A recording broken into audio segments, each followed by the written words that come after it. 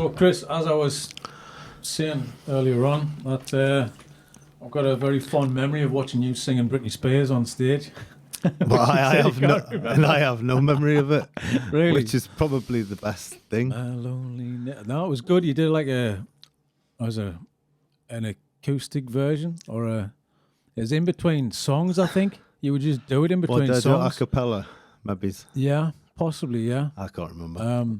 So in Where between was songs, this? you know, when you had a band at college, Yeah. you were on stage, and then you would sing some songs, and then you would stop, and then you did the Britney Spears, and I was like, that's great. I ain't know more about this guy. Do you know what I mean? I honestly can't remember. Well, I'm surprised. I'm Yeah. surprised you Well, want to know I've got more about me. At No, that point, I've got a nice memory, but that's the way I want to start. Really, kind of how we met. Yeah. College.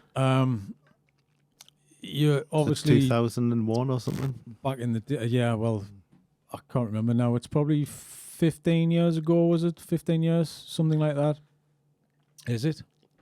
Well, I just equate everything to 9/11 at that point. So Right. it's just like It what? was just after 9/11, wasn't Right. it? Yeah.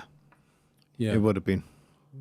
Yeah, because I remember that was my last job as a civilian before I started doing photography. And I came in from a late shift, and I sat down on the couch, and my brother was sitting watching it, and I was like, what's going on? Because I heard about 9/11 on the, just on the radio, the news stories, but you had to just keep working because, I was in stand spray painting trucks. Well, I was walking past. It was like, in films when they stop at a TV shop. Oh yeah, you with all the screens in the window. Really? I think it was like radio rentals in Eldon Square. Yeah. And it was like the footage getting played again and again of that. Yeah. So that's when you first saw that. Well, yeah, it was. Yeah. But I had to go to work at a pub that night, and I was kind of hoping that it would be cancelled somehow. Yeah. For some reason, the pub would be closed because of 9/11. It wasn't. Anyway. This is the young thoughts you have. Yeah. Maybe I can get a night off. I thought maybe Selfish. it was a night off work. Little thought for the people who had perished. But I just thought that I might get it wasn't our country, or wasn't it didn't happen in our town, no, city, nowhere or- near it. But no close to Millstone in South Gosforth this evening. I love that. That's the kind of mindset a young mind has, though. Yeah, I know. Can I get a night off? 'Cause Yeah. that's it. You know No, what I mean? but- How old were you? Like when you started college? right. So I would have been right. Yeah, so I would have been 20, 21. 21. Yeah, Okay. Yeah. yeah. And you were a few years older. I was definitely. you a few still years are. older. I still am. Yeah. Because I think I was 25, 26 or something like that. But when you start, I it was like, oh, what do you do? How do I start photography? I didn't even know it was a job and all that kind of stuff. So I came into it through doing night classes throughout night shifts and day classes and all this kind of thing. So I was just part-time, dipping my toe in and out of trying to find something that I wanted to do. Yeah. Whilst living in a world of hell during the day and working with, in a world which just did not suit me at all. Getting back to creativity. So from film studies to photography, then told, there's a course at Newcastle College. So I went there. And then you were there as well. Can't remember, obviously. It's, vague how people meet, but because you sit around a table and you do your crits every week, which we kind of still do. Chris, what do you think of this one or this one? Yeah. We still send messages to each other. What do you think about this picture? This? Yeah. Well, it's nice. It's quite good that that's sort of, you can carry that on. And well, it kind of is. And for me, it's the important thing is that we're possibly the only two photographers in the Northeast that talk to each other. I don't know whether that could well be true, because Yeah. it's a pretty sort of, photographers tend to keep the arm around their own work until it's sort of out there already. Yeah. But I think it's good to sort of have a dialogue. I mean, who knows exactly sort of what you're going through, and when you're having a bad time or whatever, Yeah. better than someone else who's sort of probably having similar experiences. Yeah, but you can't. It's you're coming through from from starting from scratch, so the relationship's there before you actually know each other as a photographer. So that to me is that's the key thing, is to still keep that relationship, which I have with, you know, a few other people from college, because you've got that common ground. Yeah. And obviously when it gets to, like, you know, we're all in a very small pond of not much work. It gets a bit cutthroat. That's why I don't think anyone communicates with anybody, which is a shame, because the biggest guys in the world, if you went to London, they're talking to each other. Oh, yeah, they can sit and have a pint. They can do all that kind of stuff. And even from that, the college days, moving to London to assist and all that kind of thing, you know, likes of yourself, you have a connection still with people who you work with, work for. I know Harry Borden's one of the main guys who you can still keep in touch with, which is a lovely thing to do. You know, I'm the same. I'll keep in touch with Richard Seymour, and he gives me, you know, that little nod of advice now and again. You know, what should I do? A little bit of a pointer in the right direction. Is this right? Is this wrong? But I think it's important to kind of have those relationships, which hopefully, I don't know whether young people do now or they don't do now. Don't really see it much. I think there probably is. I think there probably is a bit more, like, you know, social media and, you know, be it like, you know, how easy it is to sort of share images online and stuff. I think there's probably an online community with sort of younger creatives, younger photographers. Yeah. Well, there wasn't one when we were at college, because they hadn't invented that yet. No, there wasn't such a thing as social media. But anything, so, but now I think I reckon there's more of a community, but you know, and that's what it's about, because, you know, like you say, you know, creatives in London, photographers in London, perhaps speak to each other more. I don't know, but is that because there's an established community there of like-minded creatives, photographers, whoever it might be, whereas in the provincial towns you've got sort of, you know, one or two sort of lone wolves. It's direct competition, isn't it? In London it's not, because it's a bit massive, huge but there's also that, you know, there's not that established community. It's like there's a handful of photographers, and you know, you don't necessarily sort of know them, but fighting the streets of the death for one job. Yeah. Well, it's kind of you know, it's you yourself. You know, I don't know how you know you kind of get on with people in your relationship, but to kind of have a relationship that kind of goes on for 15 years, and we can kind of chat about anything. Yeah. And we kind of do a bi-monthly sit and whinge about the industry and hating ourselves and all that kind of stuff. No, and why it's good. do we do it's it? like But we still my therapy session. But it is. It's a nice therapy session. So this is the reason why we're sitting here. We can just kind of two birds with one stone, and we can do this. We can do the therapy session as well as. Well, that makes sense. Yeah, it's very thrifty. Put your pound in the box. Right? Oh well.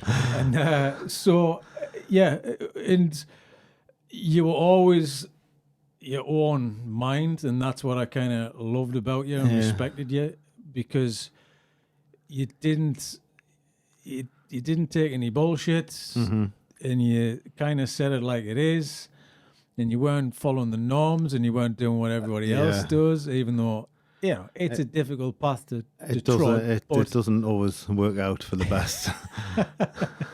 Well, I mean, you know, it kind of carries on for now, because obviously you've got to deal. We have a conversation about dealing with people on a daily basis, getting people relaxed and comfortable and doing what you're doing. And the top thing is sense of humor, I think. Yeah, definitely. And, you know, I mean, obviously, how important is that to you? And what are the important traits for you as to get a bunch of people who do not want the picture taken walking in that door into your hand and getting them to do what you want to do without being, you know, just being good about it, you know? I think the most important thing to do is to, you know, not have any pretense about you, to basically sort of lay yourself bare, not literally, but like there's no front, there's no barrier, and just, you know, just be very open as a person. Like you know, you're not, there's not someone wondering like, oh, what's the ulterior motive, what's you know, you're just sort of open and honest with people. And I think people sort of,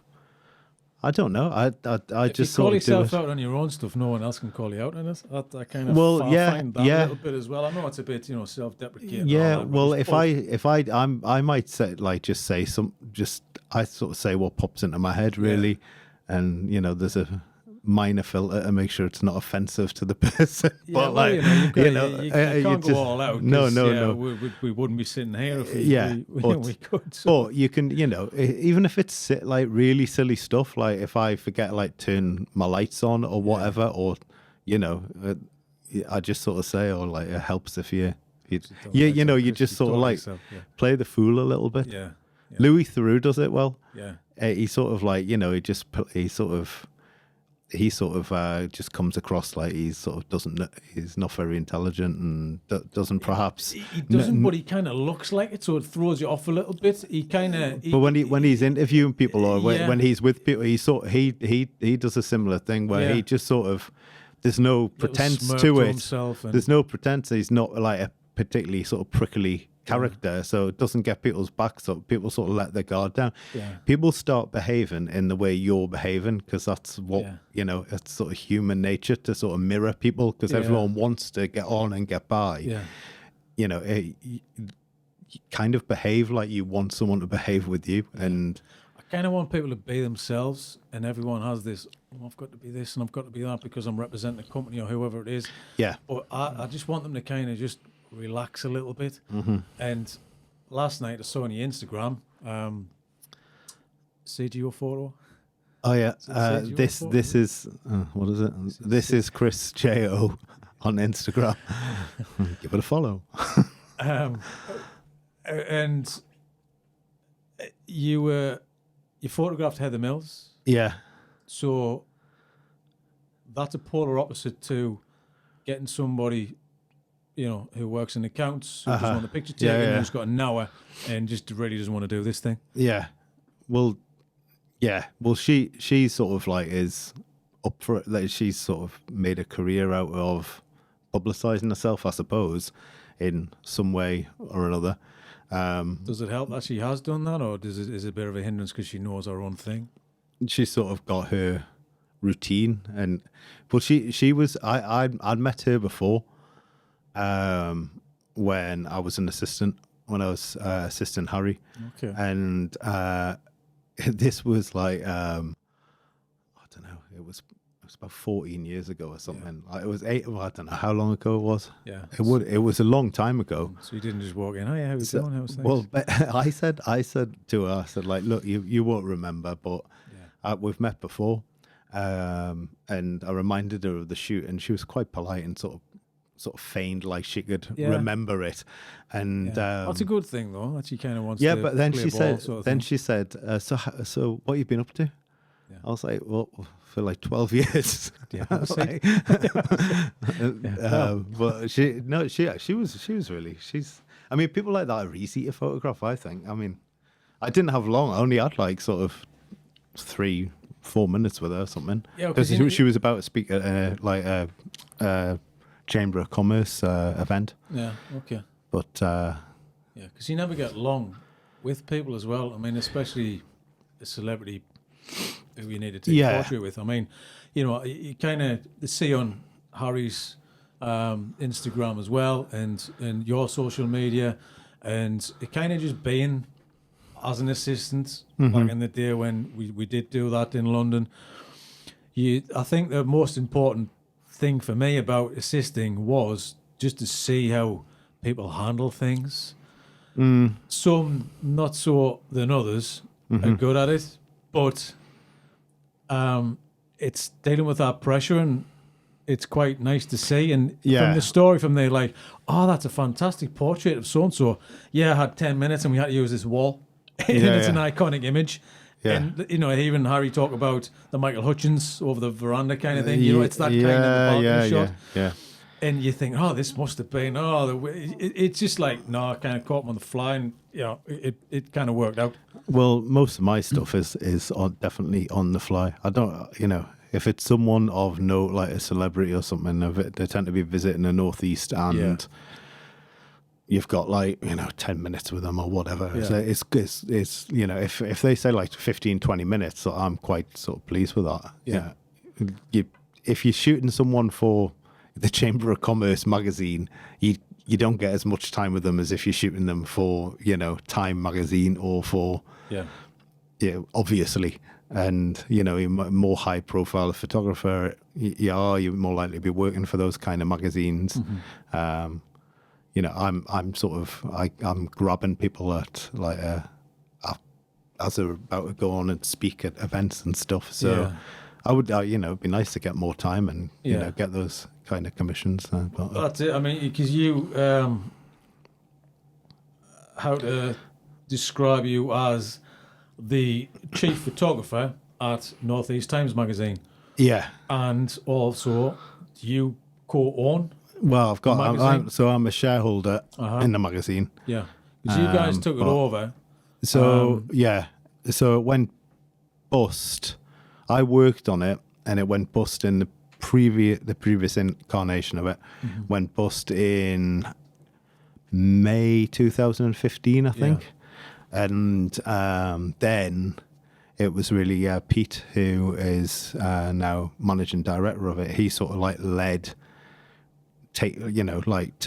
buying the title effectively and sort of resurrecting it. Yeah. And we'd all, there's myself, Martin, Stout, Alison Cowie, and Pete Mallon, and the four of us Pete sort of got us all together, and we sort of resurrected it and we got a magazine out by the start of November 2015, which was great. I mean, it was good because they said, "Do you want to do it?" And I was like, "Well, I couldn't really say no because I'd always we'd have had ideas of what we would do with it. Yeah, as you do when you're working somewhere, you think, "Oh God, we wouldn't do that. This could be better if we did this." Yeah, and but you're then faced with an opportunity to actually make that a reality. Well, it's nice to see. It's like you resurrect something, and the quality that it is. Your covers stand out from anything else. Yeah. No one else is doing it, and it is you doing it like a Sunday supplement magazine. That's kind of how I see it. Yeah.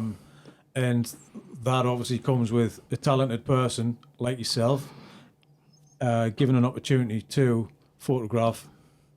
And in a way that you want to photograph people, and that's the risk as well, because it's not there's a certain style to how you shoot people. Obviously, everything's different and depends on who it is. I get that, but you have your own thing going on, and it's nice to see a full bleed image, bang, of that person with a title. That's nice. Yeah, because it looks good. Yeah, but that was sort of the big thing when we redid the mag, because it was. I'd always sort of had an idea of one, the kind of pictures I would like to take, and two, how they would be used. Yeah. And I always knew Pete would, when he was designing it, would use them, make a big thing of the photography and make a big thing of the pictures. And he did on the old magazine when he was working on the old version of it. But then it's all sorts of things that you're limited by, and I understand when it doesn't, it's not possible because you're limited on your paginator. Every page has a cost. So if you've got you can take as many nice pictures as you want, really, but you've got an article which needs to run across 2 pages. Yeah.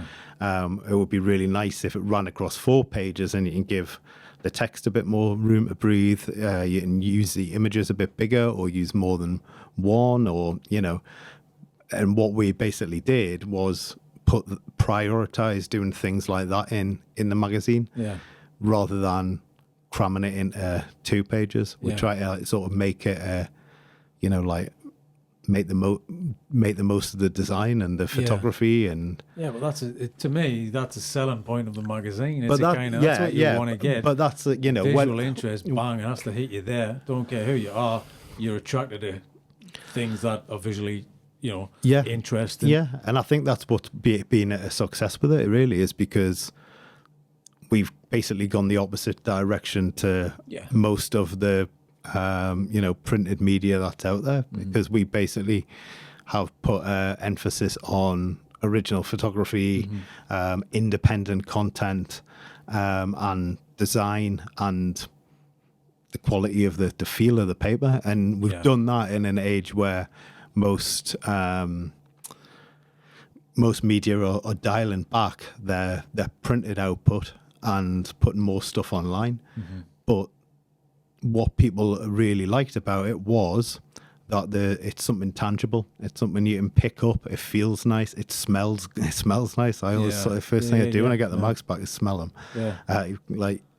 It's something you can hold in your hand, and that people crave that because we're living in an age where everything is sort of fleeting on a computer screen. It's all pixels. There is something nice about it. It's like that kind of stock. I love talking to designers and creatives because they love stock. They love it when a photographer comes in like myself and go, "Oh, I've got a promo." Ooh, nice stock down because I know I respect that, and I want to put some good stock down, and I want to get something. You respect paper? I do. I respect paper, but the same thing. My little girl loves that new book smell. She's like smelling the new book, and she likes that. So it's this new paper smell. It's like that new set of trainers when you open the box. You're like, oh yeah.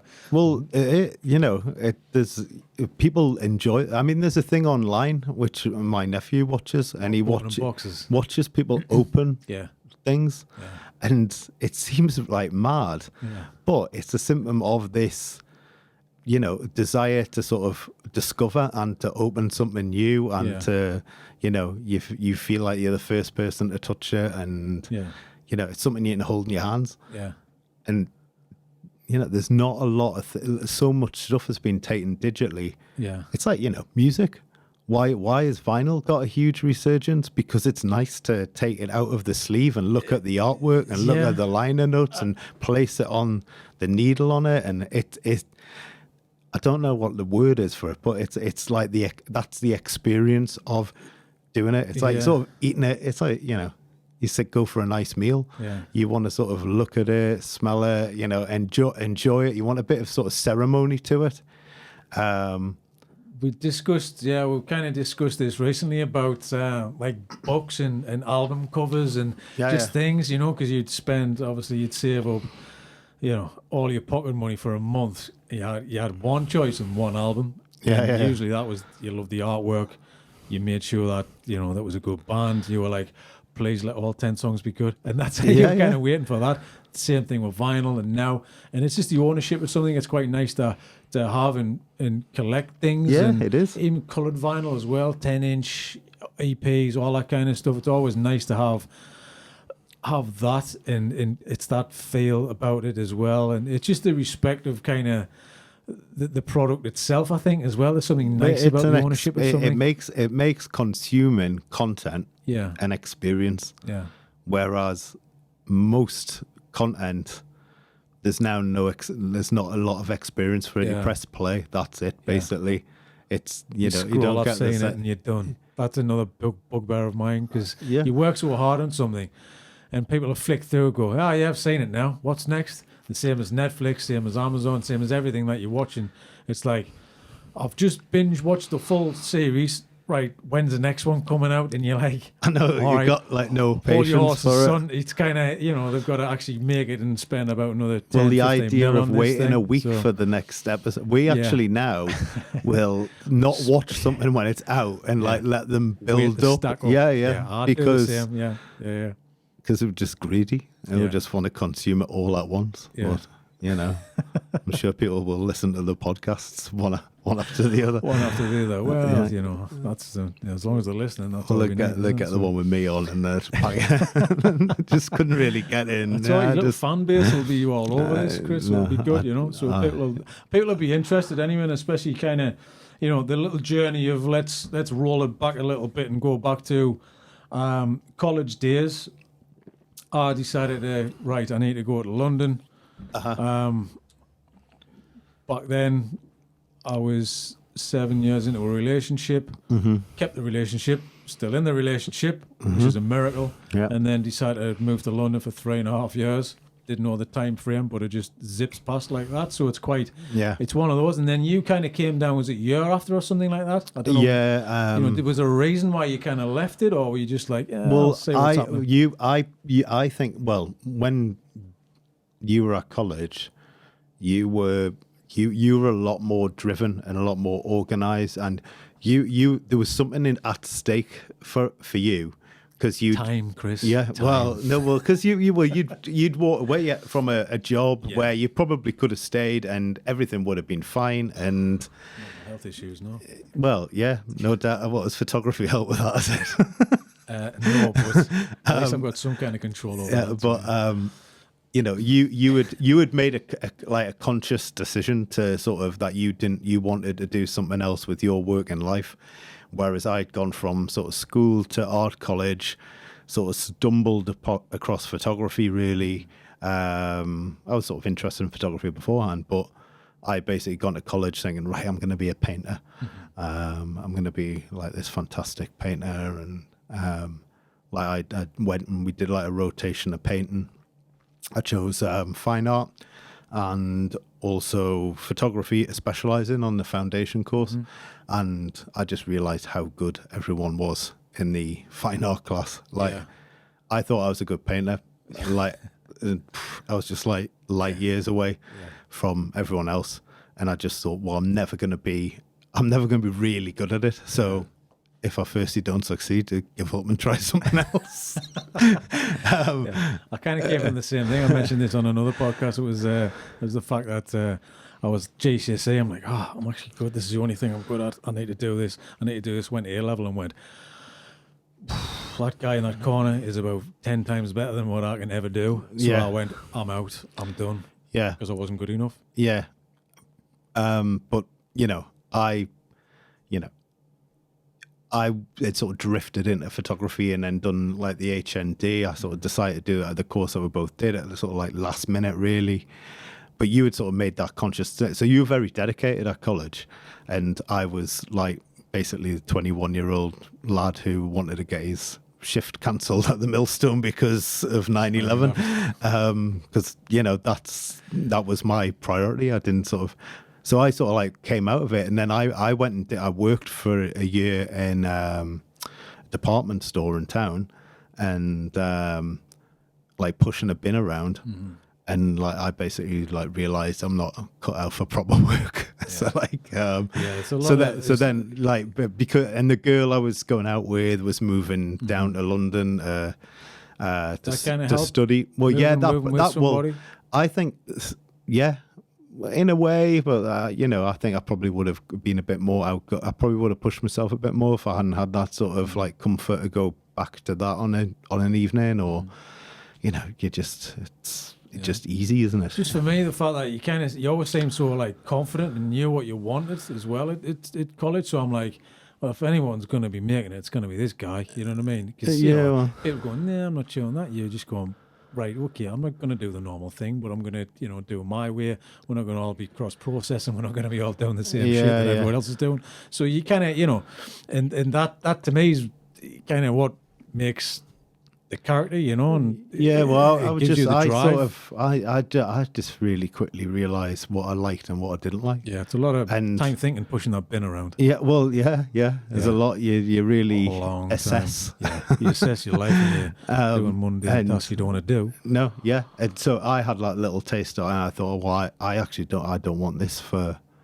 Yeah, I wasn't wasn't good at anything else. I didn't know how to go and do anything else. So then I was sort of went down there and moved down with like 500 quid. Yeah, and was skint for the next 5 years. Yeah, but same here. Slept on a few couches and then you just go from there. One assistant job leads on to the next. Yeah, but I was really fortunate because I got had someone to take a chance on us, and so who was that then? Well, Harry Borden. Straight away.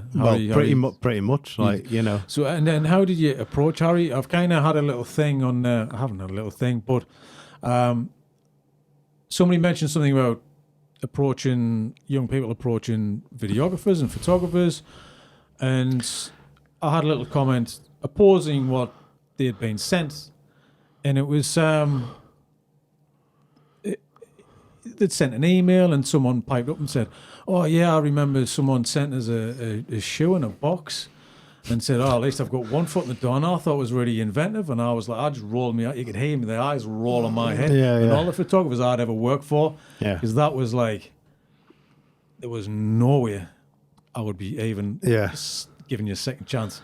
I would put the phone down if you did something like that. It was quite hard back then, and and I did the email followed by the call, because I was told, if you want to go and do that, then phone them up after you've sent them an email, and you've got to be kind of a little bit persistent. So, for me, Alan Powdrill took me on, which was great. But I went to meet him, and he wanted to meet us. Greg Williams sat down, showed him my work. Simon Norfolk sat down, and he tore us a new one. Tom Stoddard sat down and got a reality check, but he was great. Good advice. And then I went to see Andy Glass, and so I went to see a few. For me, the journey was, I was going to see people who you could kind of click with, because you got to get on with people. It's the same with finding an assistant. That are quite rare.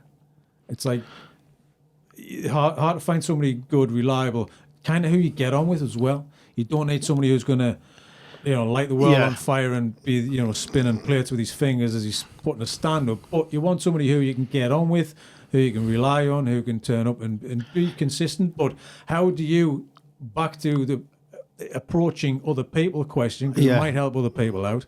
And my take on this email was, well, I would do this and then that. And then what I got back was, well, I don't really like getting called down. It kind of throws us off a little bit, and I'm not really prepared for the call. I'm like, yeah, but you can't think that your approach is the right approach from everybody or for everybody. So for me, that advice is, all right, there's 50% of some advice there, but you got to think about the other 50% who don't think like you as well. So whatever you think is good is not necessarily good for somebody else. So and I'm not, I'm not putting anything down. I'm not putting anything down here, because shout out to Carl, because I love you, Carl. We always have a good chat when we see each other. But it's just, I just want people to see there are different ways and means and avenues to go down, and how to approach people in a way. Well, I think it's that not having a front, but try and be like being yourself. Being yourself is the best way to do it, because you either get on with them or you won't. Yeah, you can't expect to click with everyone, but I think I was when I was trying to sort of get into assisting, and then since then, I think if you can demonstrate that you're not a weirdo, you're not like odd and creepy, and that you the first and foremost you care about photography, and you are interested in it as a medium. You're not interested in, like, you think there'll be loads of hot girls on the shoots and it seems glamorous, and I heard from loads of photographers, it's something I do, and if I get asked it from an assistant, like, basically I'll never be assistants again. When you ring up or you text and say, like, are you free on such and such day to help, and they say, what is it? And I think, know what, like, piss off, because what right do you have to ask what you're going to assess whether you want to come on it? Or are you interested in photography and learning about it and working with me or not? And if you would never dare ask, you wouldn't even do it, just out of respect for the game. You wouldn't. If you're an assistant, I just think it's bang out of order. It's because bad manners. I think it's kind of a little bit rude, I think. And actually, what it is, and since I've sort of spoken to students, and I sort of tell students this, if I like giving a talk to any students, is do the stuff that you think you're perhaps not that interested in, because I probably, if I'm honest, when I was getting into assisting and doing portraits, I thought it would be really cool if you were photographing famous people, and it was models and stuff. You probably most young lads would think that, because it does seem glamorous. But what I realized is doing all the jobs where you turn up at someone's office, and it's a business person, and it's a guy in his mid-50s who you've got to photograph. Well, actually, doing those shoots, assisting on those, and doing loads of those shoots is how you really learn, because that's the hardest situation you can be put in. Yeah. Because they probably don't want to be photographed. Yeah. They've probably not got much time because they think they're very important. Yeah. And it's probably not a very attractive space in which to photograph someone. So that's when you start to like really learn stuff. And I was fortunate enough when I was assisting that I did a lot of jobs which probably 21-year-old me would have thought, oh, that's a bit of a drag. It seems a bit, it's a bit boring. This guy's like a business guy. But actually, those are the most interesting ones. And I did loads and loads of business stuff. And it really set me in good stead for what I ended up doing. Yeah. Because, you learn how to get something out of a really bit of a tricky nothing situation.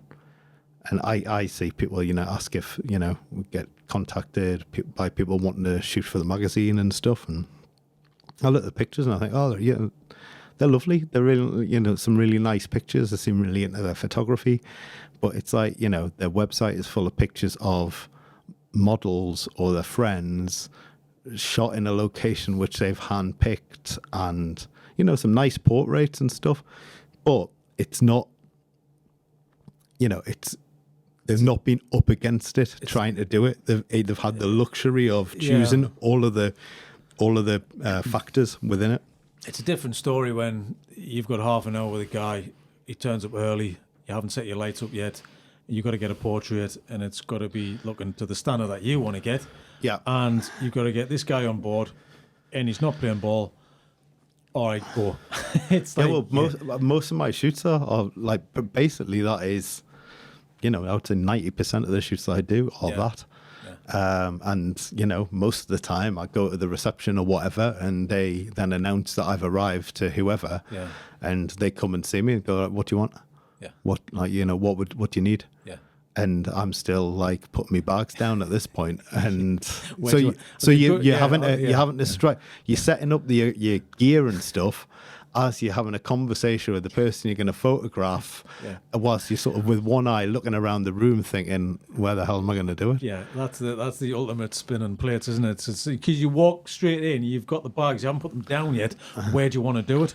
Yeah. Well, I've just walked in the door, I'm afraid, and I haven't seen the place before. But if you show some options, then so you're trying to entertain and you're trying to do a technical thing as well, because you haven't got two assistants to put things up for you. Yeah. Usually you just bowl in and do it yourself. If you've got a helping hand, that's great. But it is your responsibility at the end of the day to get everything right and to orchestrate the shoot, manage the people as well, and then get the result that you need. Yeah. And that's the job. That is the job, yeah. A lot of the time, yeah. And no glamour. That's what I'm saying. Like you see like some people with some great pictures, but that's those photographs that you've perhaps got in your portfolio are from, that's like a luxury shoot. Yeah. Because you've got someone who's willing to be photographed, you're picking what they're wearing, you're picking the location, and you've probably got all afternoon to do it with them. Yeah. And you probably know them already as well. Yeah. 3 days to retouch it. Yeah. Yeah. Which is fine. I'm not having a dig at that. No, that's nice because, and it's nice because you're taking photographs for the pure, the intrinsic enjoyment of because you're showing taking pictures, which is what we all started photography for, presumably. Because you're showing your passion. That's it. You're showing your passion. You're showing you're willing to do, and you're going out of your way to do what you want to do. Yeah. And because you love what you want to do, so that's a good thing. But there's the flip side of that. It's a different story when you dealt with tricky situations, and it's more dealing with people and managing people than it is doing the job. You should have to do the job, like you say, doing it whilst you're talking to the person. Yeah, but that's like what this is why the thing, to bring it back to the when people say like what is it, like that's why you shouldn't ask that question. Just go on these shoots because you'll probably say no. Like, this is quite funny actually, because it's my uncle's great nephew, like on the other side of the family, and he's like sort of 15 or whatever. Okay. And my Uncle Pete said, Daniel would like to come on a a shoot with you. He's interested. He's thinking about sort of what he might do after school. He's interested in becoming a photographer. We'd like, is that all right if he comes along on one? I said, yeah, sure, it's fine. I've met the lad before. He's a nice lad. And so I said, right. He said, let me know when you've got a shoot. And I said, right, I've got a shoot like next Wednesday or whatever. Do you want to come along on that? And he said, well, I'll let him know. Right, and got a text back. Daniel said, what is it? And I had text back saying, it's photographing 5 solicitors. And I got a text back saying, Daniel said it's okay, he's not bothered. I thought, well, I kind of like the honesty. He obviously thought, it's going to be some bikini babes or something. Yeah. I don't know, but at least he's sort of honest about it. But if you're seriously thinking about a career in photography, if you to the point where you're at college and you're basically you have gone and spent X amount studying it, to then go, oh, what is it? I'll decide if it's beneath me. Well, just go along and just do it. That's when you learn. That's when you learn the stuff. I assisted in summers in between college in interiors, and when there was set building, there wasn't a radio on. There was nothing. You would build the sets, and then you would light them, and then you would shoot the set. And I shoot people, and I've assisted still life, and I've assisted all manner of different photographers. Well, that kind of thing determines what you want to do. You find out what you really want to do, but still, I learned from the techniques that I had, and some of the best lighting techniques I found were done with still life photographers. There's a Coke can, there's a Pepsi bottle. Right, how is he going to do this? And it's sort of it kind of fascinates you. The thing is with them, they're cheating because they've got the Pepsi can's not moving anywhere. Is it? They've got all it doesn't talk back. It hasn't got an ego. I just want to kind of go back to obviously Harry and when you started assisting with Harry, because Harry's a massive name in photography. For us, he was huge. We knew his books, and you were looking at Harry's work. I was looking at Tom Stoddard's work, and this is kind of, we enjoy the history of photography. I have had this discussion recently as well, and it seems that's gone by the wayside a bit. The history of photography is the guy who works with bands on the road, or it's somebody who does a convention, or it's somebody else like that. So, I mean, for me, that's important, but you got to work with somebody who you loved as a photographer. Oh, yeah. I was really lucky because, I first saw Harry's stuff, and it was after you and I had met Tom Stoddard, actually. Yeah. And he took us round to Cat's picture agency. Yes. And we went through, it was actually Seamus. Was that when we were looking through the portfolios? Yeah. It was Alistair Thane's. He showed us his stuff. He showed us, I think it might have been Peter Dench. Yes. Alistair Thane, I think Peter Dench and Harry's portfolios, and maybe this is just how I sort of, after speaking to Tom, I sort of made my mind. I thought, God, I want to be a photojournalist. I want to go to like war zones. Basically, spent an hour in a pub with him, and I was put off for life. And thought, I'm not cut out for that. Yeah. But then I saw Harry's work, just like that same afternoon, and thought, oh, well, this is brilliant because it's sort of got that. It's got some honesty to it, like the reportage stuff. It's rooted in reality. Yes, he does very real portraits of people. Well, yeah, but it's more controlled, and it doesn't look that dangerous. Yes. so I thought, it's a gardening twig. It really did change. Like, it's funny how just these opportunities arise, and we went down to, I could have not come, and I would never have sort of seen this book of his work, and a portrait to me up to that point, portraiture had been something that you get done with your mum and dad, or you know, people get done on the high street with. I thought that was the only sort of like portraiture that was out there, really. Yeah, Orland Mills, because the adventure was just starting out. They kind of changed. Yeah, I kind of thought that was what it was. Yeah. And I don't know what I don't really know what I thought. I thought the stuff in the Sunday supplements, like, you know, film stars and TV stars and all that, I just thought that was like an unattainable, like something. I don't know where I thought those pictures came from. I hadn't really thought, or I associated with it being like the cover of the TV Times, where it's like quite sort of like cheesy, you know, portrait photography. And it just made us look at it in a completely different way, seeing the you know, like Alistair Thane's stuff as well. And then I was basically down in London for a week, and Seamus, his agent at the time, I had sort of said like, oh, would there be any chance of like getting to go out on a shoot with him?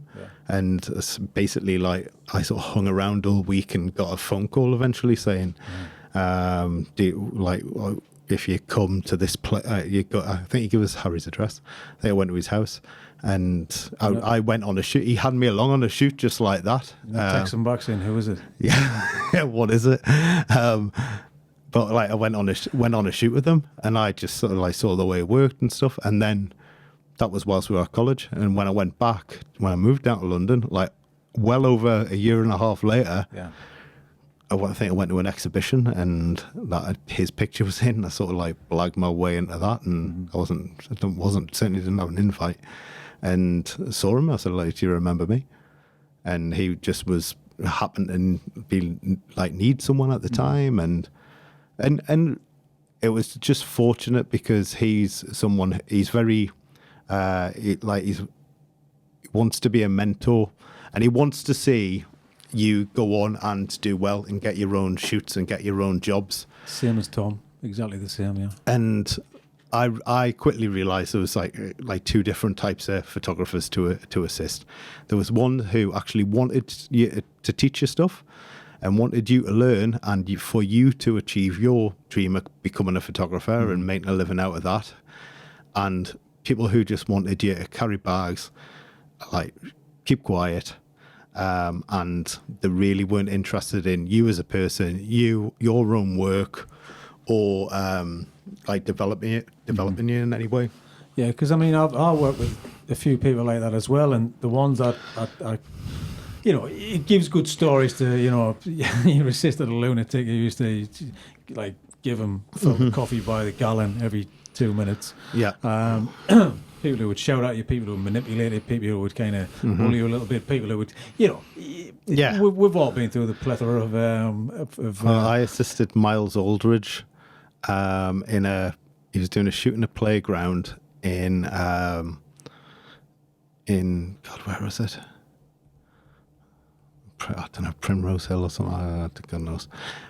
Anyway, I'm still yet to meet Miles Aldridge. I assist him for a whole day. But I basically don't look him in the eye. Yeah, well, I don't know. He could well be I imagine he's a very nice man. You never get a chance. But it's a shame. It was basically I was like 20th assistant, and my job was basically to hold a, you know, like a double wind-up stand. Just basically stand holding that for an entire day in the freezing cold. Yeah. And that was my job for that day. The thing is, these are good stories, and we always hold these horrible moments at the time in the bank of good storytelling, you know, and you tell that to other assistants and people. But, you know, one of my go-to stories is standing on the Derbyshire Dales hillside, holding a 20-foot scrim from the wind, stop that blowing over, waiting for Keira Knightley, who Greg Williams was photographing on Pride and Prejudice. Yeah. So you're like, Yeah. Oh, you got to work with Pride and Prejudice. That's what people say. Yeah. I was a human sandbag. I mean, obviously, when I came back to Newcastle and my friends asked, "Oh, how's it going in London?" I would go, "Yeah, I was just on a shoot for Italian Vogue the other day." Of course, yeah. You washed that one down. Yeah. I'll leave out the bit, omit the bit about being like freezing, nearly getting sort of hypothermia, standing holding a stand. Yeah. What was the photographer like? Oh, no, he was good. He was a nice fella. Yeah. What was his name? I don't know. Well, I didn't know who. I actually didn't know who it was. I was assistant at the time. I just sort of realised at some point during the day. I heard that about Annie Leibovitz. It's kind of your seventh assistant. I'm like, who needs 7 assistants? But it's like, it's one of those things. It's kind of, they don't have time. You understand the fact that they don't have time, especially when it's such a circus. You got like 10 celebs in front of you. The person who you're looking at, the two, one with the camera, one with the lights. You know, and it is that, you know, there's Digitech and there's DigiOps, and then there's like, you know, it's pretty much run more like a TV shoot, you know, where there's like, there's a, there's a person to get the coffee, there's a person to stir the coffee, there's one like to put the table up, wash the table, and then there's a million and one different people who've got all different roles. Well, I was always right down the pecking order because I just wasn't very good. I was just a bit, you know. But I was happy to do it. I didn't really care because I just wanted to see there's all sorts of horror ones where there's been like full on meltdowns and you know, being kicked out of people's houses and all sorts I've got on when from assistant. Most of them not with Harry. Most of them were. I just seem to find myself in a little pack of lunatic photographers that I used to work with. But they quite like me and I quite like them because it was always, you saw different stuff. But what doing those shoots, and even the ones where you think, God, that was horrible, it makes you realize like what their machine is and the production machine. And there's something I had no concept of, and it made you understand. You're then getting an understanding of what goes into making like a certain type of image, and you understand sort of, you know. The boatload of equipment arrives in the morning. You see equipment that you never would see again. You know, like some sort of weird sort of snoot for the end of a flash head or whatever. You know, and you never see it used again. But it sort of gives you sort of a wide range of stuff, which is, you know, I hate people saying, well, what is it? Because, you know, if you come and open your eyes, you're probably going to learn a thing or two. What's the thing? If you didn't say, yes, I'll go to this opening, I'll go on down and have a meeting, go into this exhibition, that wouldn't have happened. So for me, just go out and do it, experience it, and you might get something from something else, even just to spend the time with you, talking to you and asking you questions. You've instantly taken away the answers to those questions. So for me, nothing's a bad experience. It depends on when you get to a certain level, but nothing should be a bad experience. Yeah, well, I think you meet super assistants who've been doing for 10 years, they're doing the same thing. They know exactly what that thing's called. Yeah. And there's a thing that goes with the thing that thing's called. Personally, couldn't care less. It's about creating the scene and kind of the creative around it. I think you know, the photographers that were really good when I was assistant weren't the guys who were bothered about the best assistants. No. And what they were bothered about was who's their sort of right hand person who's going to be you know, has got their watch in the back and just sort of like, you know, and providing a bit of like decent company on a long moral journey. Support on the drive home when you kind of you want to vent. Or you know, just someone you enjoy being. But first and foremost is like really is interested in the medium of the photography. So when I, you know, meet people or I'm having anyone assist me, that's the first thing. I want someone who like cares about it. I don't care if you like mint out lighting, really, because I don't really care about equipment and all of that stuff. It's sort of like a means to an end, isn't it? But you know, you have these experiences and a horrible experience. But you go on these shoots and you do all these things, and it makes you work out really quickly what you like and what you don't like, the kind of photographer you want to be, the kind of pictures you want to make, and it makes you get to that sort of answer a lot quicker. And for me, that really, I instantly knew it was portrait, and it sort of from, as soon as I realized that, I thought, well, everything else I'm not that interested in, because I know what it is I want to do. Like you start to have some like true direction in what you want to do, and I kind of that was it for me. So I just sort of worked to that end. Yeah. I mean, have you changed direction at all in the few years? Obviously, there's tweaks and minor tweaks and interests or whatever. Yeah. Well, I don't. I'm looking to sort of like to sort of complicate it. It's. I think I just try and take pictures that almost the most obvious picture that I would sort of obvious to me that I would take. Yeah. And are you interested in motion? I know you've been dabbling recently in motion, because we had a conversation about it, just about, just you were doing it and all that kind of thing. Because I'm interested. I'm interested in it, but I'm interested in storytelling way, or I'm interested in it in the same way that I'm interested in people, and I'm interested in portraits. So if I was good to do sort of video and you're not allowed to call it video, it's got to call it film or motion, haven't you? If I was sort of interested in doing that, it would be about people, because that's what I'm interested in. I'm not going to suddenly start doing sort of sweeping landscapes and. No, but obviously it lends itself easily to what you do, because it's just another creative way of, you can express yourself creatively. The thing that I quite like about it is, I've often left shoots and thought, that was such an interesting time with that person. Yeah.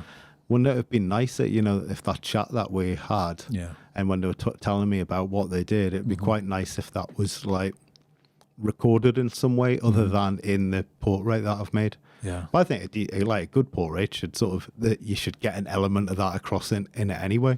Yeah, but that should sort of feed into the still image. Yeah, but I do something. You obviously think, it'd be nice to sort of make something pretty about that story. But there's another layer. I mean, for me, it's about there's another layer to this. There's another direction you can take it. Obviously, you can do the motion side from the still. The still captures just that one moment. The video aspect can capture more of a story, more of a narration. And even after, even doing this, like podcasts, I think are great long form discussions, because you can actually tell the story of the person a bit more than you can in 10, 15 seconds of audio clip, or 30 seconds or whatever it is. And then you get to the bones and the real kind of truth and who people are as well. And I think this is another element to that creativity, is kind of sitting down. Every time I'm interviewing people, you're sitting there for an hour and 10 and they're opening up about all these different stories. I'm like, somebody should be listening to this, and this should be shared to people, because everybody likes to hear the story, and everybody wants to kind of hear the story, and it kind of, you can put yourself in their shoes and take from it what you will if you take nothing from it, but you've heard it and you give it time, and there's people out there doing this thing, and that's, I think that's interesting, fascinating. To me, it's fascinating, and a podcast wouldn't be as interesting. Video, motion, imagery wouldn't be interesting if people didn't care. No, yeah, well, yeah. I'm just, I'm just interested in people, really. Yeah. It's like that's what it always sort of boils down to. Like, I'm a bit nosy. Yeah, it's kind of I'm just curious, a bit nosy. I'm just a bit.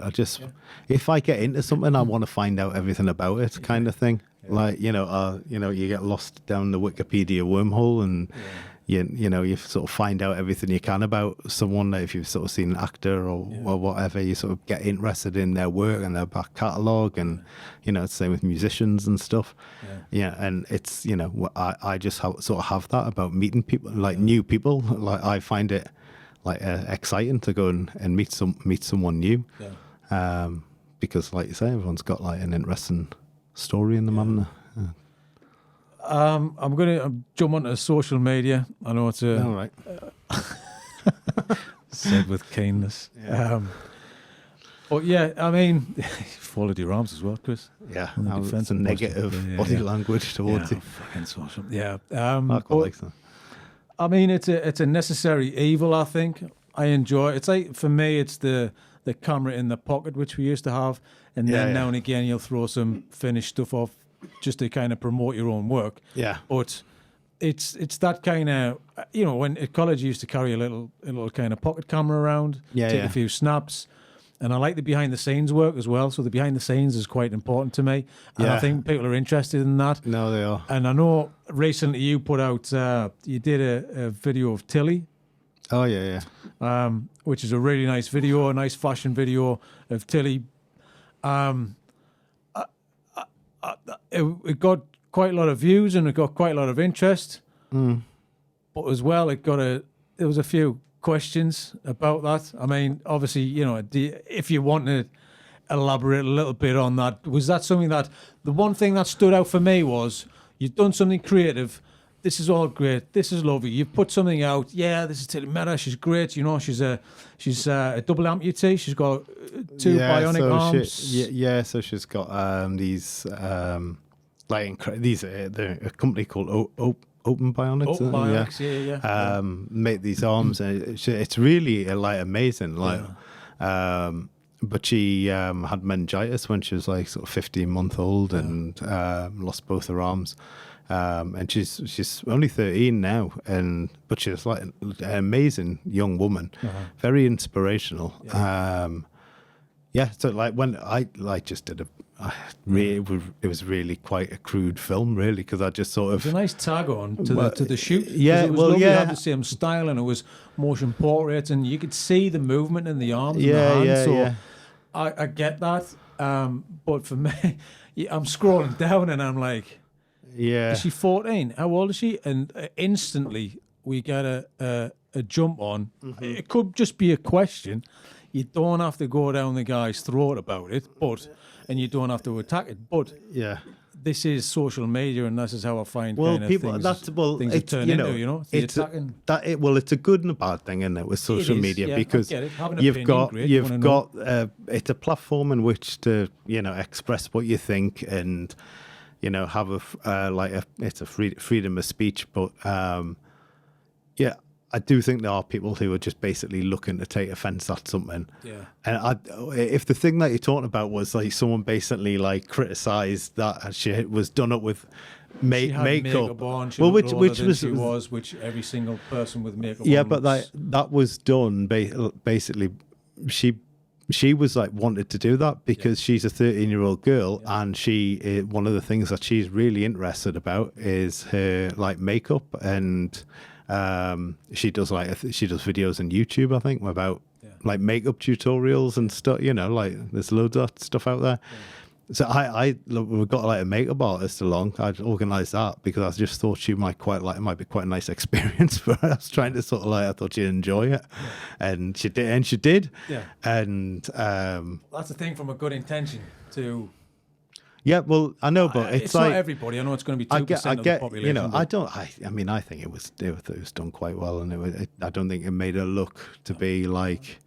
We weren't sort of pretending like she was a sort of girl in her mid-20s or whatever. It was it was about her. It wasn't selling something. Yeah. It was, it's a portrait of her. Exactly. And that's part of who she is that, and she likes to wear makeup, and she's really into fashion and clothes, like loads of young girls are. I mean, did that kind of bother you when you kind of saw that thing? Because you just want to, you want to put something out. You've worked on it. You've gone, oh, right, great. Oh, I've actually made a little film. I've never, probably one of the first times, second time you've done it, and then you put something out, and then all of a sudden it's like, here we go. Well, it wasn't too bad, and I was mindful of it when I was doing it. That I thought, because I kind of always think people. So we've just done I'll go into that in a second. Okay. But kind of worms.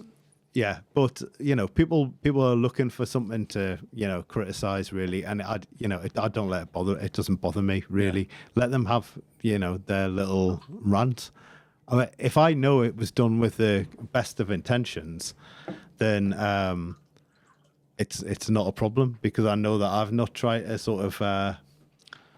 I've not tried to sort of make something that wasn't there. It was, You start getting all sorts of stuff. Look, photography is like a minefield when you come. Like there's the conundrum of, right, you photograph someone and they've got a big red spot on their end of the nose, and you're putting it in a magazine. Is it ethical to take the spot out? If it's not permanently there, yes. Well, that's kind of my sort of rule. But some people would level at you. God, he's trying to just like make everyone perfect, and you're trying to sort of is this unattainable idea of what a man or what a woman should look like, and how can you expect people to live up to it? And you perpetuate this because you are part of it. You're part of the media. You're retouching and like sort of compounding this belief that's out there, and. Without a doubt, will be people who would think that, and so because basically, how many people you got on Twitter, millions upon millions. I don't know how the exact number is, but there's going to be someone who will take offense at it. But I haven't got like a large Twitter following, a large Instagram following, but people see stuff and they just want to have a good old whinge, don't they? Yeah, I mean we do, but we kind of do it behind closed doors. Yeah, we don't throw it at other people. That's the only problem. It's throwing it at other people and just venting. If it's about without having your point, have it. See both sides of the coin here. That's Well, I tell you what, I was doing like quite a bit of fashion stuff, and I did this photograph, which was picture of a model I know really well, and she would sort of like doing this shoot around like specs, and for a shot we sort of were chatting on. We just thought, a good shot would be to strip everything out of the picture so it's just the glasses, which is sort of it's a well rehearsed sort of fashion photography thing where Levi's jeans have been doing it for years, and like how do you draw attention to one particular item of clothing? Well, the most obvious way is to have the only item of clothing, the only item of clothing there, and so she like basically we did this shot where she didn't have a top on, but her back was turned to camera, like she was sort of had her arms crossed in front of her, and you couldn't, there was no nudity other than like a back, and I was sort of sensitive that it might be not go down too well, or she might be uncomfortable with it, so I sent her the picture and I said, look, I think this is quite a nice shot, would you mind if it went in the magazine? And she was like, no, not at all, because I really want to be more positive about my body and like my body image and all the rest. So, all right, okay, put it in. Of course, there was someone who went on Twitter. I mean, they can email me and say it. Yeah. But they went on Twitter and were like so massively offended by it and made such a song and dance. And, well, it was sort of tantamount to accusing me of being like basically a misogynist, like sexist pig, which I am, of course, behind closed doors. But yeah. But it really put us off doing anything, any fashion pictures or anything like that, or it just really put us off it. Yeah. And I thought, it's like kind of not worth the hassle. Yeah. It's such I feel like, I don't know, it's a bit of a minefield, and I think I don't know, like I've got really mixed feelings about it, and about doing anything like that now. Yeah. I mean, the social media thing, do you think it's got a time limit? Do you think it's a bubble? I think it's going to be... I think everything has a time limit. Everything's going to fizzle out, but... I think it'll just, it'll just keep morphing into sort of something slightly different. Yeah. But it's kind of having an effect on social issues with kids and mental health issues with people as well, because it's that... it's the dopamine rush of kind of, I've got to like who's popular. We're all guilty of it. I do the same thing. We're all sit with the first thing you do is been off your phone checking. You click Instagram straight away. So that's the go-to thing, and breaking habits. And I don't know. It's tough. If suicides in teens are an all-time high, then something's happened. that there's an issue that needs to be addressed. Unbelievable You know, pressure that is there to young people, which just was not there when I mean, yeah, you had to turn up to school to get abuse the next day. Yeah.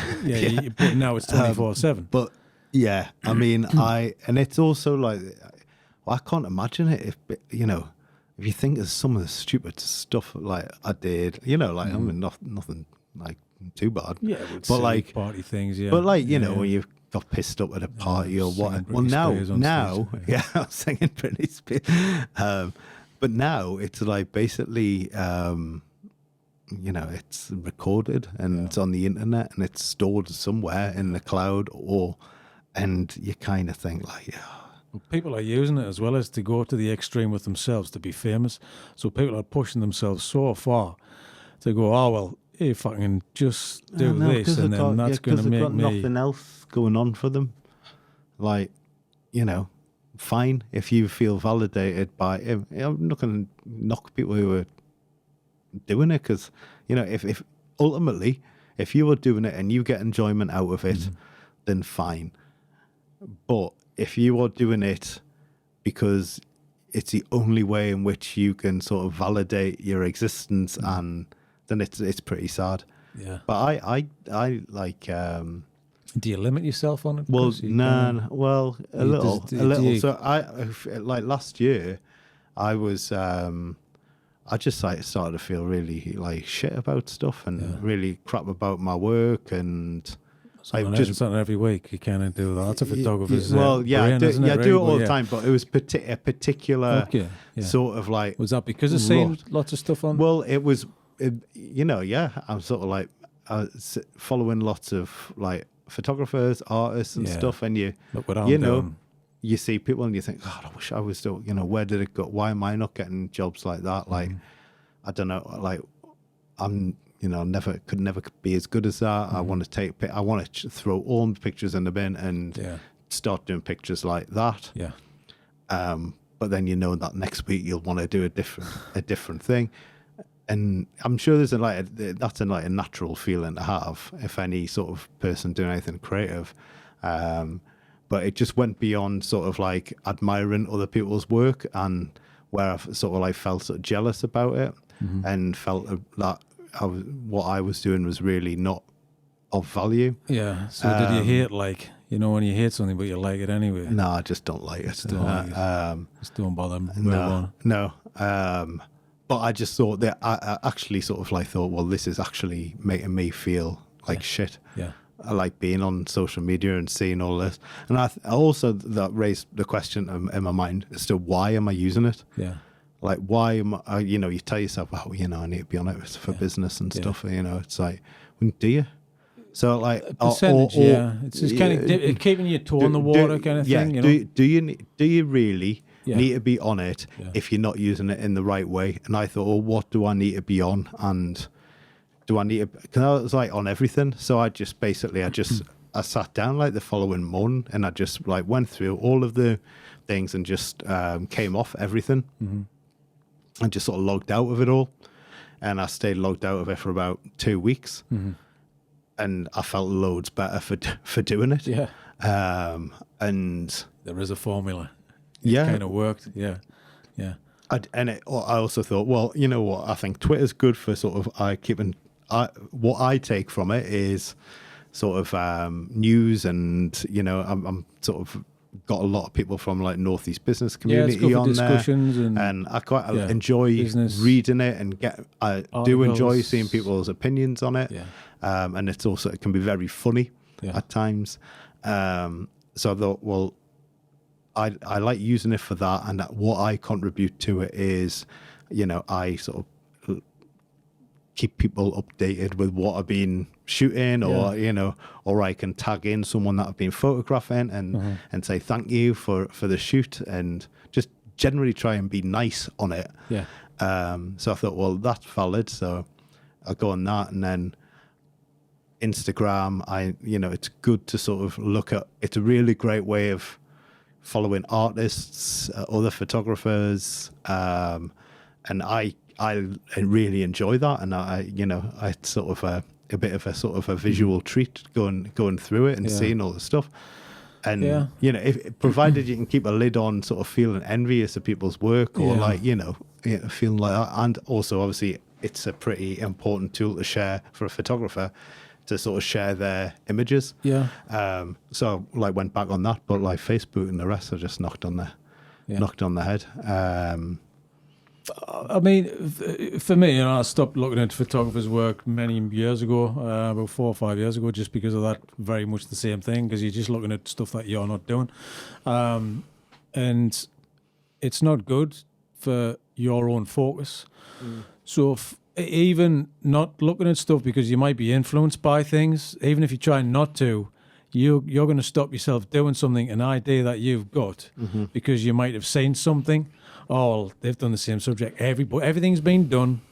We've all seen it before, but you still need to go out and create your own thing. So for me, don't look at anything. Just go out and do it from how you want to do it in the first place. Don't be influenced by any other outside. Well, I think it's impossible not to be. It is impossible, but if you're looking constantly, you're going to see more things, and it's going to have more of an influence.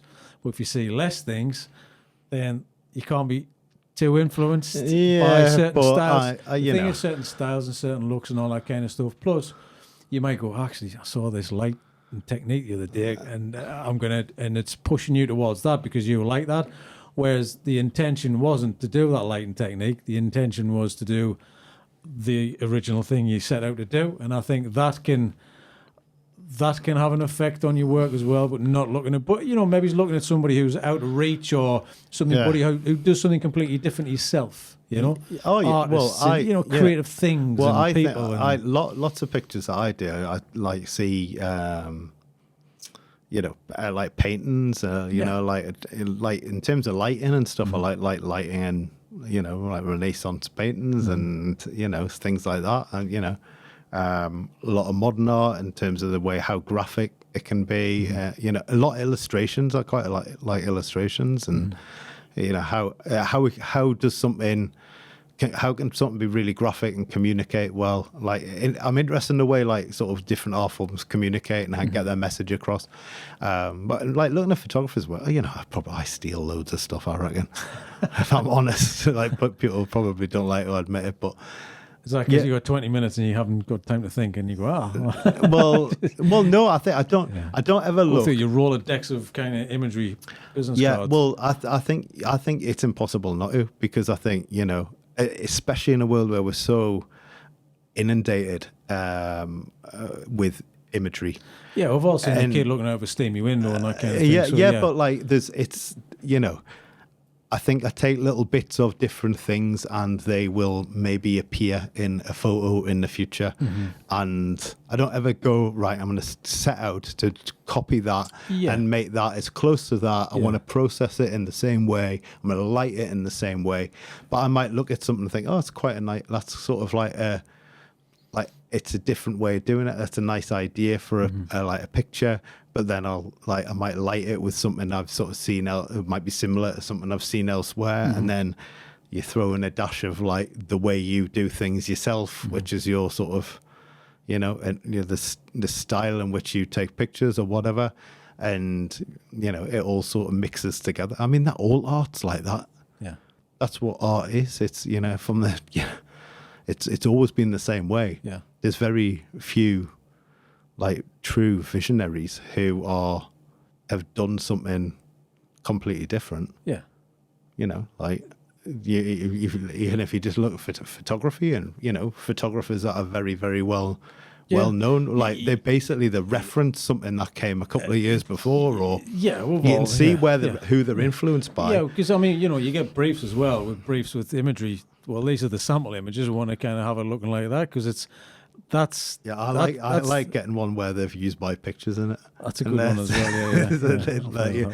I get it, and there's a couple of my pictures in there, and that's happened a couple of times. Campaign looks exactly like your pictures. Yeah. And for a fact your images are on a storyboard or a kind of. Well, there was a thing. Pete sent us from Pete from Northeast Times sent us on Saturday, and it was this picture of that was Photoshop. advert on Instagram that he was obviously being targeted to get Photoshop for his phone or something. I don't know. But anyway, it was like this woman with a hand over her mouth on a pink background, really flat lighting, with like this this smile painted on her hand. And like a couple of months ago, he sent it to me because I did a photograph the CEO of Twitter. Twitter wasn't it? It was a good picture. And that's how I photographed him. And I know I didn't pinch that from anywhere else. Yeah. Well, maybe he's well, I'll tell you, I know which bit I pinched or which bit is dripped in the influence. Steve Martin or the thing, or was it kind of influenced by that sort of thing? The bread rolls on the yeah, but then that was by Steve Chris Martin? Buck. Yeah, but that's ripped off of Pablo Picasso. it was, yeah. So it's all relative. Well, it's a nod too. It's not copying your image. But I mean, I'm not accusing colour Adobe on the background, of the same. Yeah, well, it just seemed odd. Yeah. I mean, it's quite possible. And it did work for Twitter. And it was... He's a high-profile guy, and they'll have seen the picture. Well, I don't know. They might not. I don't know. God knows. Yeah. If it is, flattered. It's nice that You scratch your head and wonder sometimes. I mean, did you see recently, the Nadav Khanna, was it the front cover of... there's a homeless magazine, The Big Issue. Yeah. And a guy had taken a photograph of Nadav Khanna's portrait of a Twin Peaks director. David Lynch. Is it David? It was David Lynch. So he took a photograph of the portrait in a gallery. Right. Put it on Alamy. The picture sold. All right. He retouched it and changed the colour. And the image sold. And it ended up on the front cover of The Big Issue. Really? This guy's picture. Not one person, because it's quite an iconic image of David Lynch. No one flagged the picture desk didn't flag that. That was my question, because it went through Alamy and it was bought by the art team at The Big Issue.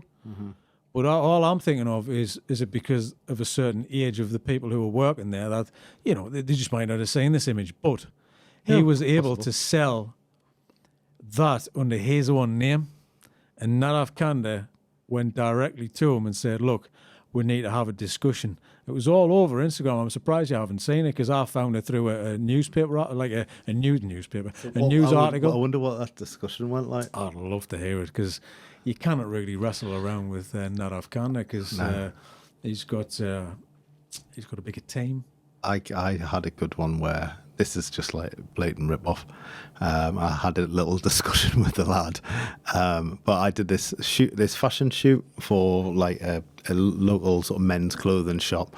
Got sort of 5 models, styled it all, organised the location, blah blah blah blah. I put it all together, and on the morning of the shoot, this PR person said, "Can this photographer as a student come along on the shoot with you and sort of shadow you?" And I said, yeah, fine. And then sort of during the shoot, I noticed the models' eyes seem to be looking off in different directions, and I sort of looked behind to sort of see what they were looking at, despite us telling them to look at the camera. And this lad had his camera out and was taking pictures. I sort of irritated us a bit, but I thought, no harm done kind of thing. And then I got a phone call off the modelling agency, and they were pretty unhappy because I got the models for free because it was an editorial, and they were pretty unhappy because there was a double page, effectively an advert in the journal, with all these pictures from the shoot. They were like, you shouldn't have given the pictures away to them. I was like, whoa, hang on, there's no one's seen these pictures, there's no way they're my pictures. And I went and bought a copy of the journal. I was like, well, it is the shoot, but they're all looking off at a different angle, which is to me with my camera, and all of these sort of shots taken from just to the right hand side where this lad was standing, and I must say I was furious because there was a credit for him in photography and regrettably for him his phone number. So I rang him up and well, if that's not, I wasn't. It's if that's not screaming for attention, I don't know what is. It's kind of well, I mean, in fairness did to him, did he didn't know. He really didn't. What was the outcome? I mean, I think I would have known at college that was like out of order to do that. Well, I basically told him he was a disgrace. Well, for me, you just wouldn't have done it out of sheer respect and good manners, because you just don't do that kind of thing. But that's what mum and dad teach you. That's I mean, that is literally ripping someone off. That is, yeah. Do you mind if I come on a shoot? Can you organise it all? I'm just going to stand over here and capture exactly what you're doing. Yeah. So, but hey ho, you live and learn. Like, I don't say it's quite funny thinking about it now. But so, what's the plan for? Obviously, personal work. Which we haven't touched on. We possibly might discuss this at another date, Chris. But what you think now? What's the aim for the mag? What's your plans? Have you got anything that's coming out? You want to talk about? Or? I mean, it's like the magazine really does take over like a massive proportion of my time. So. I mean, in terms of personal work, there's quite a lot of stuff I would like to do, but it's like, finding the time to do it, really, which is bad because I know I should prioritize that a lot more. Yeah, it's tough because you got a big schedule. It's not like me where I get, there's days here and there. I shoot probably most days, and quite often have 3 to 4 shoots in a day. Mm-hmm. So, and that's not unusual. Because the other work I take on outside of what we do in Northeast Times and Contact Magazine, and so it doesn't leave us a lot of time to do like stuff I would quite like to sort of explore and do. But at the same time, I kind of regard it. I regard it all as personal work. Mm-hmm. I don't regard it. I kind of it's essentially commissioned, and it's got to meet a certain requirement, whatever that may be. Yeah, but you kind of left to freely photograph in your style. There's no brief. Yeah. There's no, no one's there saying to me, right, it needs to look like this. Yeah. There's no mood board. Yeah. Like of, it should be this kind of shot. With your pictures on it. But occasionally, like, I have a conversation with Pete about it, or speak to Ali about it. More so the covers, if we're going to do something for the cover. But really, it's so in that respect, because you're not following some very strict, clear guidelines. I kind of think of it all as personal work. Because it always, I think it should all of it should have a little bit of you in, shouldn't it? It shouldn't be it shouldn't be to the point where it's all about you. And there's tons of photographers like that where basically it's their style. It's, they do the same technique, like whether it's a lighting technique or the same kind of picture with absolutely everyone. And there's, it almost is so much about the portrait photographer. It's not really about the sitter. I think it's good. Hopefully I'm a bit more balanced than that. It's a bit more, across the other more in the other direction, but there's always a little bit of you in all your pictures, and so I think of it all as personal work. You still got you still enjoy doing it. You enjoy the game. You kind of dishearten a little. I don't enjoy the if it is a game element to it, like the hustling and it's a hustle.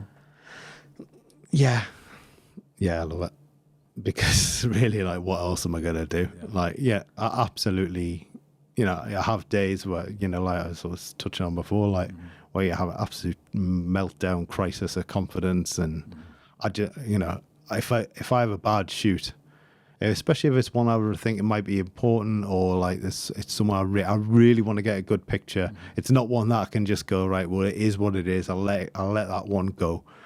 Like, I really, really beat myself up about it and give myself like a hard time, or I feel like I'm getting into a little rut where I'm doing the same thing all the time, or I'm, I feel like I've just not got my mojo, and you know, and once you start feeling like that, it is hard to, especially when you're shooting like so much, like every day, because you just feel like you're getting deeper into it. Yeah.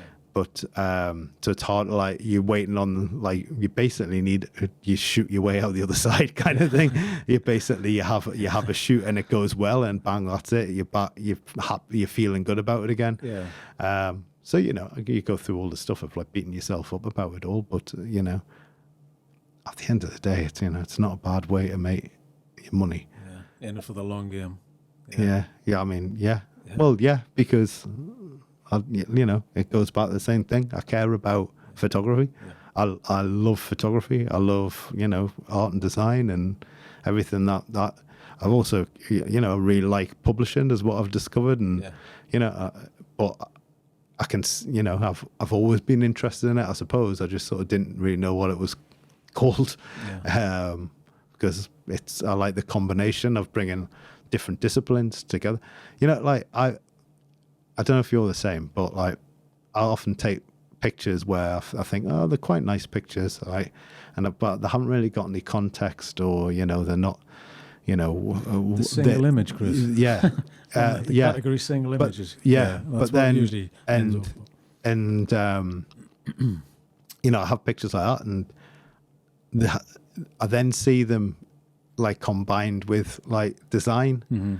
And I think, oh yeah, that's, you know, that's where it's a final thing. It's sort of, it's one piece of a bigger part. Yeah, it's and a lot of my work is like that. Yeah, because it's like, you know, I'm not going to hang a picture of, you know, the I don't know, like head of some sort of massive, you know, pharmaceuticals firm or something, someone that I photographed, who is really interesting, because, you know, one of the reasons I like the business stuff is these are the people who are shaping the economy, and these are the real influencers. Mm-hmm. These are the people who are creating jobs, or, you know, like I say, shaping the economy.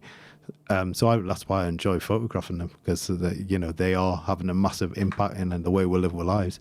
Mm-hmm. But, you know, I'm not going to hang a picture of him in my hallway at home and be like, really, even it doesn't matter how much I like the picture, like it's not going to happen, because it just would be weird.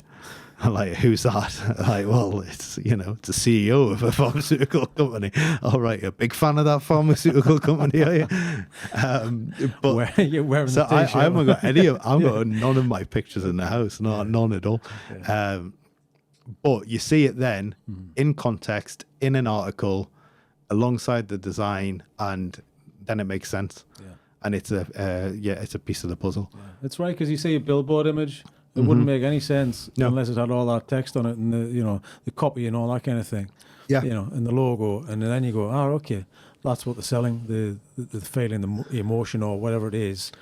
Because it wouldn't make any sense when it's by itself as a single image. You know, what I realise like now is, you know, as much as I love photography, you realise that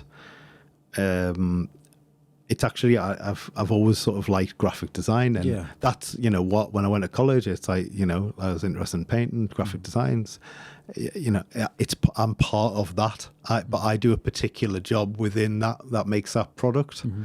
And, you know, I'm fortunate enough to be in a position where I can do that with like autonomy, and I get to see my pictures used in a good, like, take the pictures I want, see them used the way I want, and, you know, that's a lucky position to be in. But I think I've always really enjoyed the whole product of it. You know, if I think about a personal project, I don't think about the pictures necessarily that I want to take. If I've got an idea for something, I'm thinking about what's the product at the end of it. Because to me, it kind of seems senseless to take a load of pictures that are going to get a fleeting view on Instagram, and that maybe I'll put on my website under a little category. Fine. Like that. I mean, it's nice to do a project like that, sure. But I kind of think, well, I want it to be something. I want it to be like maybe it's a little zine or a little... You know, I kind of think of it in that way. And when I do that, when I'm actually taking the picture itself, I am thinking about, how's this used? Layout. what? Yeah. Right, I'll take that picture. Then I've got an idea for a shot over there, and that one would look good with that one. Yeah. I'm kind of thinking of it as a spread, rather than thinking it about it as a sort of a standalone pic. Yeah, that detail leads into this image, that leads into that one. This will be a great DPS. There's space for overlaid text, all that kind of thing. So yeah, I know what you mean. Yeah, you start sort of thinking about it. But yeah. Cool. All right, Chris. Well, just shout your details out again for anybody who wants to know. It's Christopher Owens. My website is christopherjamesowens.com. I'm on Twitter and Instagram as @thisisChrisJO. I think that's it. That's the only details. That's the only details I'm willing to reveal. Thanks, Chris. Thanks, right. Cheers, mate.